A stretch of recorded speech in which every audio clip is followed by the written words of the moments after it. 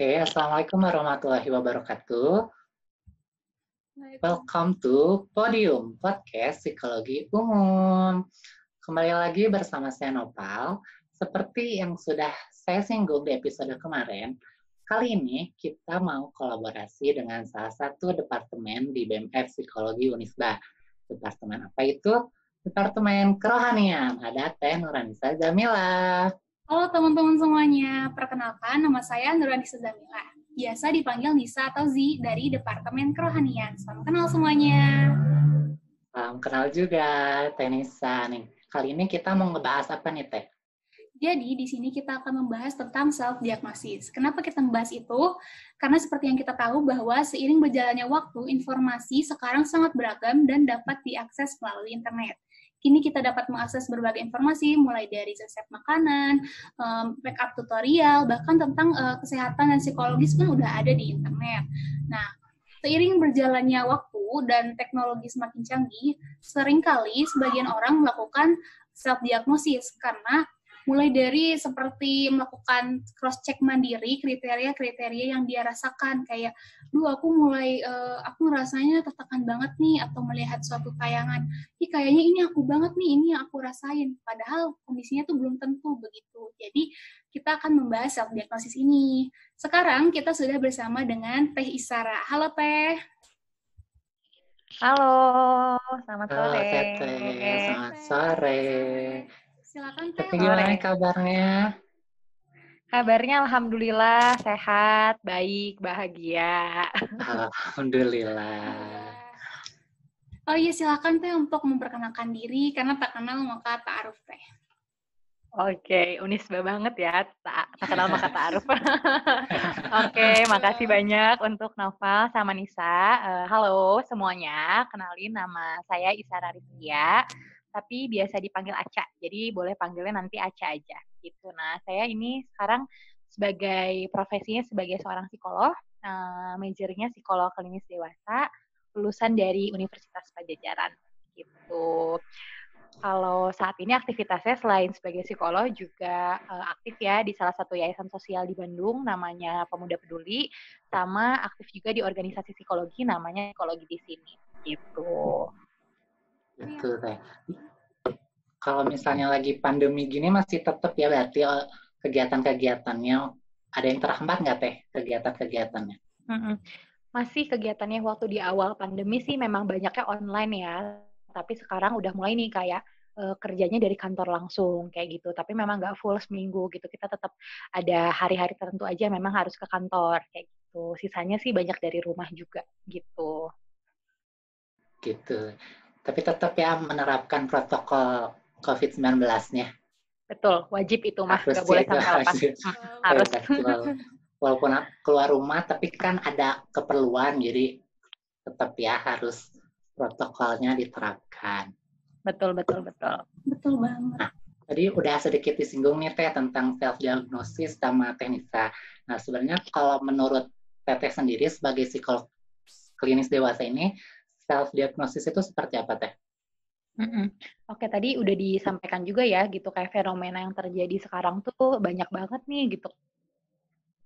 Karena kemudahan akses teknologi, akses informasi gitu ya, bisa dapat informasi tentang tadi misalkan kayak kesehatan gitu ya, apalagi sekarang orang-orang udah mulai aware sama yang namanya mental health ya gitu. Nah, jadinya udah dapet nih kayak info-info soal mental health, kemudian akhirnya mereka ketika melihat gitu ya, oh ini kayaknya ciri-cirinya sama nih sama aku gitu kan. Akhirnya kemudian mereka mengambil kesimpulan sendiri gitu bahwa kayaknya yang aku alami sama dengan apa yang dia lihat di internet tadi, misalnya entah di film atau entah di informasi kayak gitu. Nah, jadi memang kalau secara pengertian self diagnosis itu adalah upaya seseorang gitu ya mendiagnosis dirinya sendiri gitu berdasarkan apa? Berdasarkan informasi yang memang dia dapatkan juga secara mandiri gitu. Jadi bukan berdasarkan diagnosis berdasarkan ahli gitu, tapi dia lakukan sendiri berdasarkan informasi yang memang dia peroleh juga sendiri gitu. Jadi kalau secara pengertian seperti itu ya.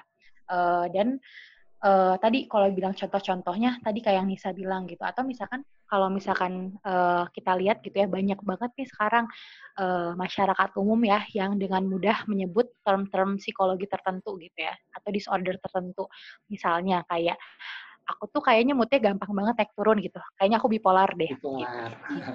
Gitu. Gitu. Ringan ya diucapkannya gitu. Atau misalkan suka ada yang aduh kayak aku tuh stres banget, misalkan ini aku ngerjain skripsi kok nggak beres-beres ya, kayaknya aku depresi deh gitu kan. Sekarang tuh kayaknya cukup mudah ya untuk menyebutkan si gangguan-gangguan tadi gitu. Nah itu termasuk self diagnosis juga gitu ya. Padahal gitu kalau misalkan kita lihat gitu ya, diagnosis itu tidak secepat dan semudah itu untuk dilakukan gitu. Nah itu mungkin yang akan kita bahas juga kali ya hari ini ya gitu untuk Ya, jadi betul. bahan referensi teman-teman juga gitu. Iya. Nah, tadi kan secara mandiri berarti ya, kalau misalkan kita ngerasa ada yang gak beres nih, terus kita curhat sama teman, dan ternyata teman kita tuh udah nyari-nyari sendiri, dia udah tahu nih apa gini-gini, padahal dia tuh belum jadi ahli istilahnya. Itu masuk dibilang self diagnosis nggak Teh? Oke, nah sebenarnya kalau self diagnosis itu diagnosisnya dilakukan oleh diri sendiri kepada diri sendiri kayak gitu. Nah tapi tadi kalau misalkan kayak teman kita, misalkan kita yang jadi kayak ngejudge teman kita gitu ya, itu jadinya misdiagnosis sebenarnya gitu kan, mendiagnosis orang lain dengan tadi juga tidak ada dasar yang kuatnya dan bukan sebagai ahli ya, bukan sebagai expert gitu. Jadi termasuk kesalahan diagnosis juga sebenarnya kurang tepatan gitu. Kayak gitu. Boleh Tenisa, enggak? Oh iya Teh. Jadi bisa dijelaskan sih Teh apa saja sih alasan-alasan kenapa orang bisa melakukan self diagnosis Teh? Oke. Nah, kalau misalkan tadi ya, sebenarnya itu juga jadi alasan ya, kemudahan akses informasi gitu ya. Jadi, sebenarnya ada kebutuhan dari orang-orang untuk mencari tahu gitu kan, mencari tahu terkait dengan kondisinya sendiri gitu. Nah, kemudian kebutuhan itu terpenuhi dengan kemudahan akses gitu ya, kemudian akses teknologi dan informasi gitu. Nah, tapi di satu sisi, dari kejadian-kejadian yang ada gitu ya, dari berbagai pengalaman juga yang mungkin saya temui gitu ya, ada orang-orang yang kemudian melakukan self diagnosis karena untuk pergi ke profesional atau ke ahlinya justru itu jadi bikin dia takut gitu. Justru dia jadi takut didiagnosis secara real gitu ya, secara benar oleh ahlinya kayak gitu. Terus yang kedua juga masih ada kekhawatiran akan stigma negatif dari orang. Kalau dia pergi ke psikolog atau ke psikiater, aduh nanti disangkanya orang gila misalnya gitu ya, kalau bahasa kasarnya gitu ya, sekarang orang gila kayak gitu. Nah terus mungkin ada juga orang-orang yang kayak apa ya, sebenarnya orang-orang sebenarnya kayak orang-orang zaman sekarang itu kan pengen sesuatu hal yang cepat ya, pengen sesuatu hal yang cepat gitu.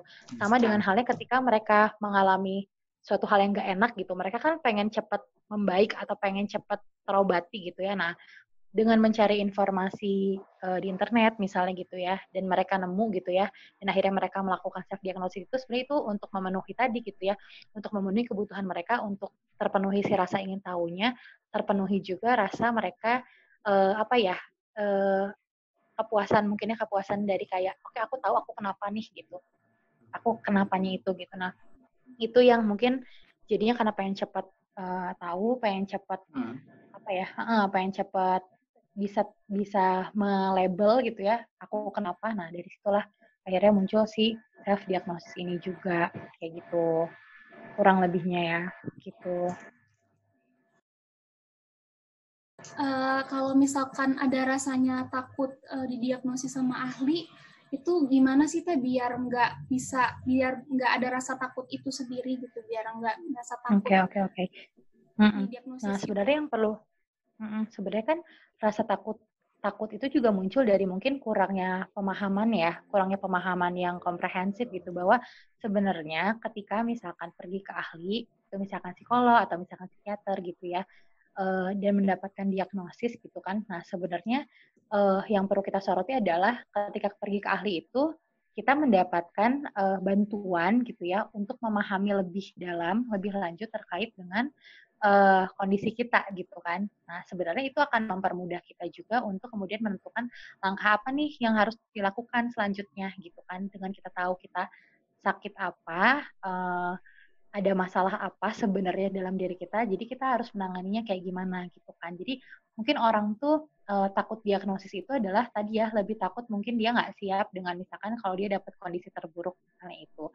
Terus mungkin dia juga takut jadinya tadi misalkan dapat stigma negatif juga dari orang, oh dia kayak gangguan ini, dia gangguan itu gitu. Nah padahal kalau dilihat dari sudut pandang yang lain gitu ya, jadi kita coba lihat dari kacamata lain gitu, kita coba lihat dari sudut pandang lain, coba pahami juga bahwa ketika kita pergi ke ahli gitu ya, terlepas itu dapat diagnosis ABC atau misalkan kita tidak didiagnosis dengan tidak diberikan diagnosis tentang gangguan apa gitu, tapi diberitahu kondisi kita gitu ya, ada bagian mana yang perlu diperbaiki atau bagian mana yang perlu dikembangkan. Nah itu kan justru membantu kita sebenarnya gitu. Jadi mungkin pemahaman itunya ya yang perlu kita sebarluaskan juga gitu ke teman-teman yang mungkin belum dapat akses informasi itu gitu.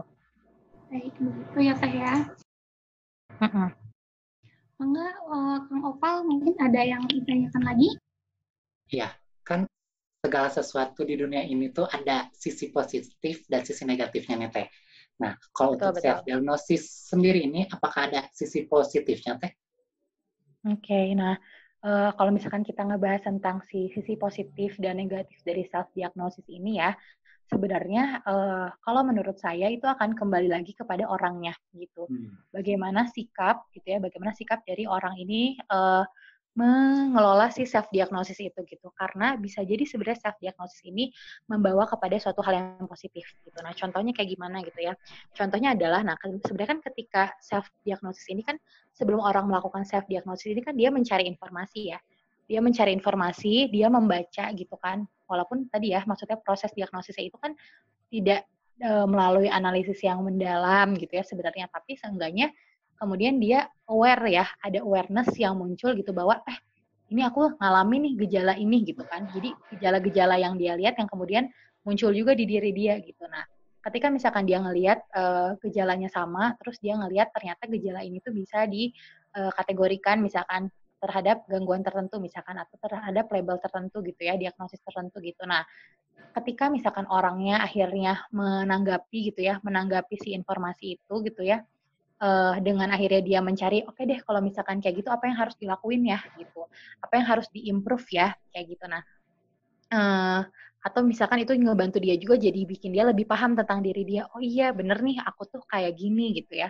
Terus dia cari tahu lagi misalkan kenapa ya bisa kayak gini, misalkan kenapa ya kok bisa ya, misalkan aku sebenarnya aku cenderung emosinya misalkan kurang stabil gitu kan.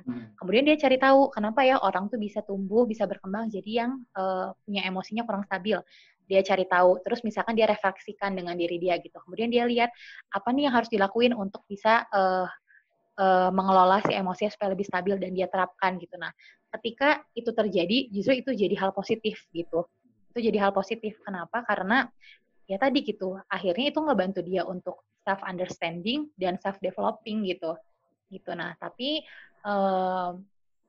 aku pun tapi belum apa ya? Tapi saya pun belum dapat data gitu sebanyak apa ada orang yang melakukan itu gitu. Jadi kalau yang dilihat fenomena sekarang memang banyaknya mungkin yang arahnya negatif, mungkin gitu belum tuh ke arah positif gitu. Walaupun mungkin ada ya beberapa orang yang akhirnya dia berkembang ke arah situ tadi, si sikap terhadap self diagnosisnya kayak gitu.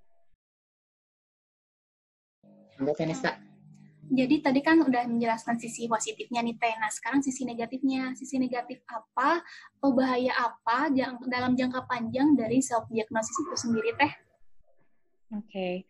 Nah sebenarnya kalau jawaban awalnya sama kayak yang tadi ya, balik lagi ke sikapnya ya, sikap menanggapinya gitu. Nah, ketika tadi tuh prosesnya, ketika dia melakukan pencarian informasi, terus dia coba refleksiin sama diri dia atau dia cek gitu ya, cek mana nih yang aku ada gejala kayak gini atau enggak gitu ya. Dan ketika misalkan dia melakukan self diagnosis, oh kayaknya aku termasuk orang yang misalkan depresi deh gitu ya, karena ada gejala-gejala yang muncul. Nah, yang jadi negatif itu adalah ketika dia sudah melakukan diagnosis kepada diri dia sendiri, kemudian dia nggak mencari bantuan gitu. Nggak mencari bantuan, tapi misalkan jadinya akhirnya kayak, udahlah aku kayaknya memang nggak bisa nih. Aku emang kayaknya, udah deh aku nggak akan bisa nih. Katanya orang depresi tuh dia akan kehilangan semangat gitu ya. Dia akan semangat untuk menjalani aktivitas sehari-hari. Jadi kayaknya aku nggak akan bisa beraktivitas lagi. Atau misalkan kayak, ya orang depresi tuh terputus dari lingkungan sosialnya, udahlah aku memang nggak akan bisa, aku udah nggak lagi deh komunikasi sama orang kayak gitu. Nah itu yang kemudian jadi negatif adalah tadi ya, ketika misalkan dia menanggapi akhirnya ngebuat dia jadi mungkin ter terbawa Sugestikan. tersugesti, terbawa dengan tadi si diagnosisnya itu. Kalau orang kayak gini yang memang itu negatif, akhirnya itu ngebuat dia jadinya akhirnya dia meyakini gitu ya, meyakini bahwa diri dia kayak gitu tuh. Nah akhirnya itu yang bikin dia akhirnya jadi jatuh, misalkan jadi terpuruk, dan akhirnya dia nggak bisa bangkit kayak gitu. Itu salah satunya gitu ya, dampak negatifnya gitu. Nah terus apalagi ya gitu dampak negatifnya. Nah bisa jadi juga nih dampak negatifnya adalah ketika misalkan orang dia mendiagnosis diri sendiri gitu. Nah, ketika orangnya juga tidak bersikap asertif gitu ya, kemudian dia cerita misalkan sama orang lain, dia menyebarluaskan lagi informasi itu, yang sudah jelas misalkan informasinya mungkin Belum tentu benar. ya belum tentu benar gitu. Karena itu kan bisa jadi membawa kita kepada penyebaran informasi yang kurang tepat gitu. Atau misalkan kita mengaku-ngaku misalkan kayak, ya aku kan kayak gini ke orang lain gitu. Karena itu bisa jadi ngebuat orang jadinya yang bisa jadi men-treatnya juga salah misalnya gitu ya. Dan lain halnya kayak gitu. Jadi itu gitu. Positif negatifnya akan balik ke bagaimana sikap yang diambil setelah si self-diagnosis itu terjadi gitu. Tergantung dari sikap seseorang itu ya Teh ya dalam melakukan self diagnosis. Balik lagi. Mangga Kang Opal? Ya, tadi kan karena ada positif dan negatifnya, dan sedangkan sisi positifnya itu lebih mungkin sedikit dan lebih ke arah negatifnya mungkin, apalagi kalau misalkan self diagnosisnya itu jadi misdiagnosis gitu, jadi salah mendiagnosis. Nah, gimana cara kita orang-orang semuanya lah yang mendengarkan podcast ini untuk menghindari melakukan kesalahan dalam apalagi tidak melakukan self diagnosis lebih tepatnya. Oke. Nah, pertama adalah yang pasti kan tadi ya berangkat itu pertama dari pencarian informasi kayak gitu. Nah, kalau misalkan sumber informasi yang paling mudah didapatkan memang dari internet gitu ya. Nah, kita harus bisa memilah informasinya gitu. Memilah itu pertama satu menyaring informasi yang ada gitu ya. Jadi nggak ditelan mentah-mentah gitu ya.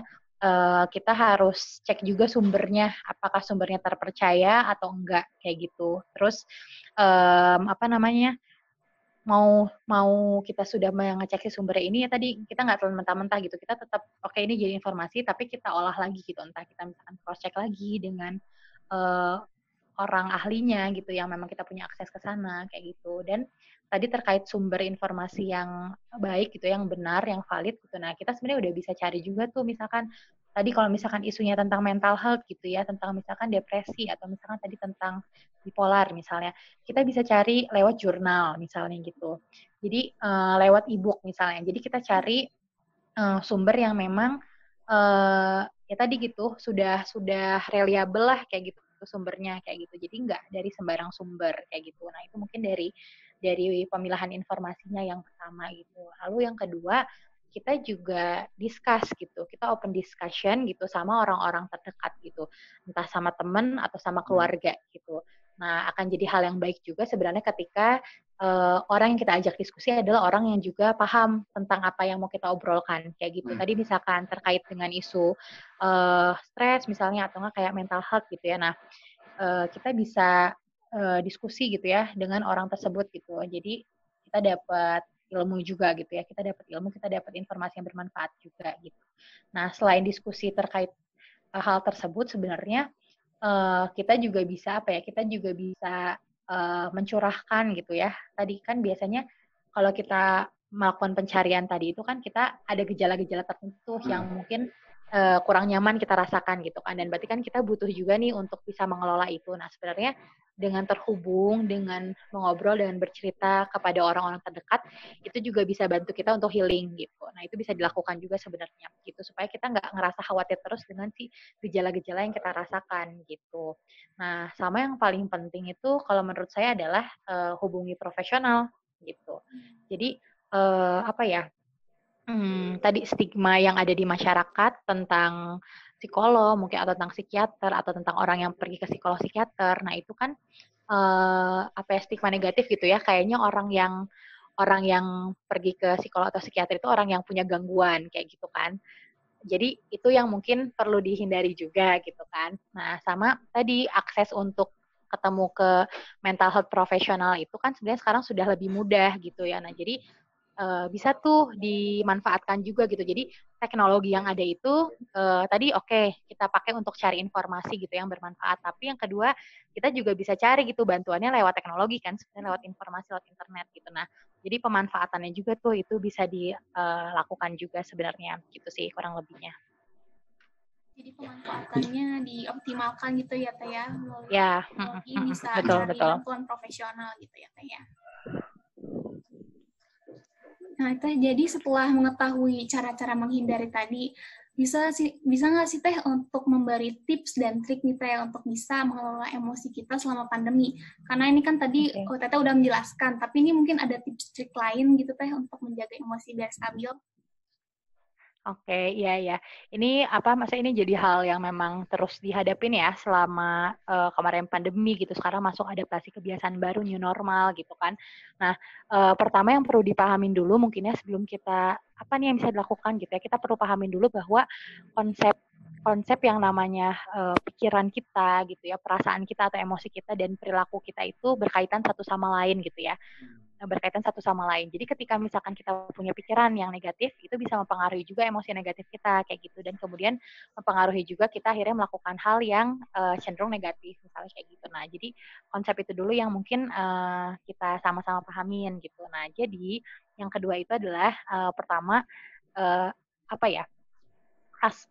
pikiran itu kan tergantung juga dengan hal apa yang misalkan kita lihat atau yang kita konsumsi sehari-hari gitu. Ibaratnya kayak kalau misalkan diri kita gitu ya, otak kita dikasih asupan yang positif gitu ya, maka kita akan diisi juga dengan hal yang positif gitu. Nah, jadi tips pertama adalah akseslah informasi yang positif ya. Positif itu dalam artian bermanfaat untuk kita kayak gitu.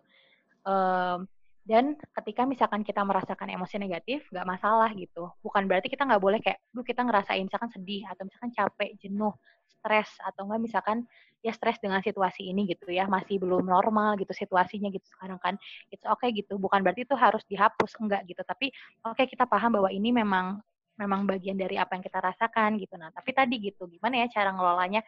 Carilah misalkan sumber-sumber informasi misalkan yang bisa ngebantu kita untuk dapat penanganannya gitu ya dari si hal yang kita khawatirkan misalnya gitu. Terus yang kedua juga berkaitan sama tadi perilaku ya gitu. Jadi apa yang kita lakukan juga itu akan mempengaruhi juga gitu emosi apa yang kita rasakan gitu. Nah, jadi kalau misalkan banyak yang bilang lakukanlah hal-hal yang memang kita nikmati gitu ya, kita enjoy melakukannya gitu, kita senang ngelakuinnya gitu ya. Nah, itu juga bisa dilakukan kayak gitu, dan tiap orang pasti beda-beda ya gitu aktivitas apa yang dia suka lakukannya gitu. Nah, itu silakan dikembalikan lagi ke teman-teman sendiri gitu. Jadi ketika melakukan aktivitas yang menyenangkan gitu, nah itu juga yang akan ngebantu kita untuk merasakan emosi yang positif juga kayak gitu. Jadi dari dua hal itu sebenarnya udah bisa membantu sih kalau menurut saya. Jadi bisa melakukan hal positif dan cari informasi yang bermanfaat yang bisa buat kita berkembang ya Teh ya. Iya, betul. Baik, setelah kita udah sharing-sharing ilmu, dapat kita tangkap bahwa self-diagnosis itu adalah upaya seseorang yang dilakukan tapi melalui informasi yang dia dapatkan, bukan dari ahlinya untuk mengetahui kondisi dirinya. Dan juga alasan-alasan orang melakukan itu karena adanya kemudahan akses, sekarang kan karena adanya internet, jadi mempermudah dia. Yang kedua, takut untuk didiagnosis oleh para ahli, kayak takut untuk aku takut merasa ini, padahal mungkin itu bisa membantu dia untuk mengetahui apa yang harus dia lakukan. Dan ini tugas kita untuk menyebarkan bahwa tidak semuanya untuk pergi ke para ahli itu dianggap jelek gitu. Kalau pergi ke psikolog itu dianggap memiliki gangguan, bukan seperti itu. Dan sisi positifnya mungkin ini balik lagi ke sikapnya, baik dari sisi positif dan negatifnya, balik lagi ke sikap yang mengakses atau melakukan self diagnosis.